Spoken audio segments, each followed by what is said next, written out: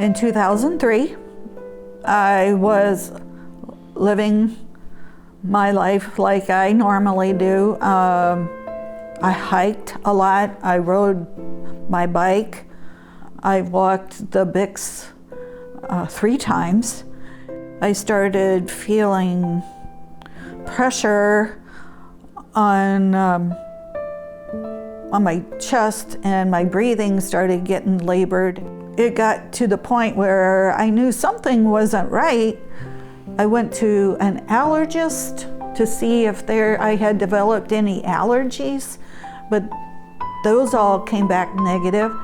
And I went to an asthma doctor, and he said no, but he said that he wanted me to get a chest x-ray. And I said, well, I just went to my general practitioner and had a chest x-ray done, and he never called me, so I thought everything was fine. He said, you need to see a cardiologist. And that really scared me, because there was never any heart disease in my family. He made an appointment for me for the next day. That evening, I had my daughter take me to the emergency room because the tightness got so bad, even at rest, I could feel that pressure. I told my daughter there's something wrong. So we went to the doctor. I went to the hospital, and they diagnosed me with congestive heart failure. When I was first diagnosed, they told me that I only had 5 years left to live.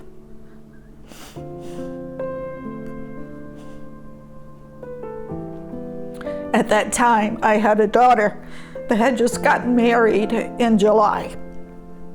I was diagnosed in September. I also had another daughter that had a baby boy in December. I wanted more than 5 years to live. So they put me on medication. After the 5 years passed,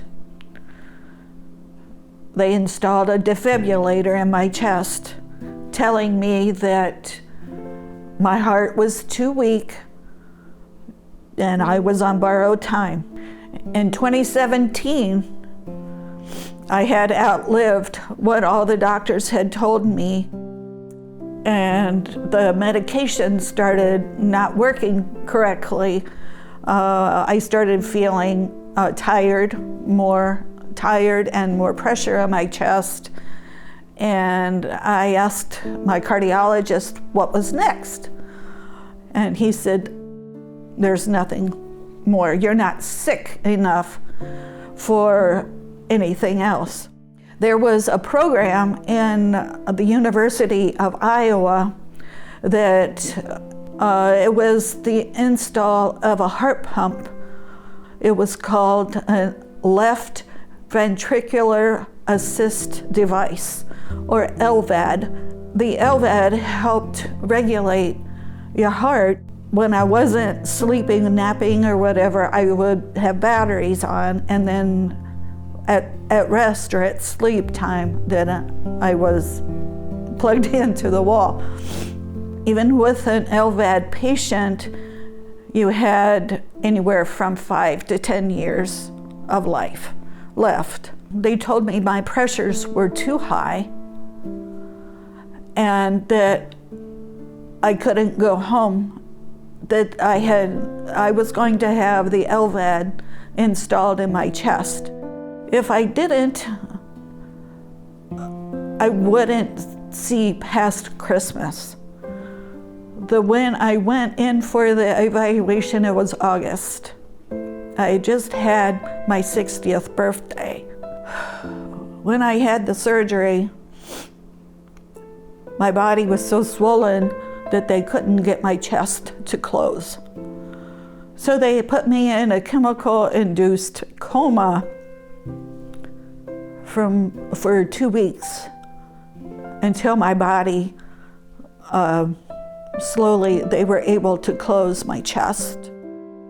Finally came home from the hospital right around Thanksgiving that year in 2019. I lived with that for 2 years, and I decided that I didn't want to live the rest of my life like that. But when I started questioning them about getting a heart transplant, they told me that I was too at risk for rejection from a donor heart. I went to the University of Chicago to see if I would be eligible for their program. I would be at high risk, but there is a way to determine which of those antibodies would be culprits for rejection. I got a heart in July of 2021. I celebrated my second year of being a transplant survivor in July of this year. If there's something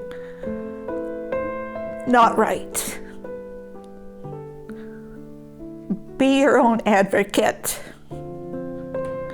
If a doctor tells you, no, it's this, and you know that there's something not right, you tell them, do something about it. A lot of research has been done on heart disease, but there's a lot more that needs to be done.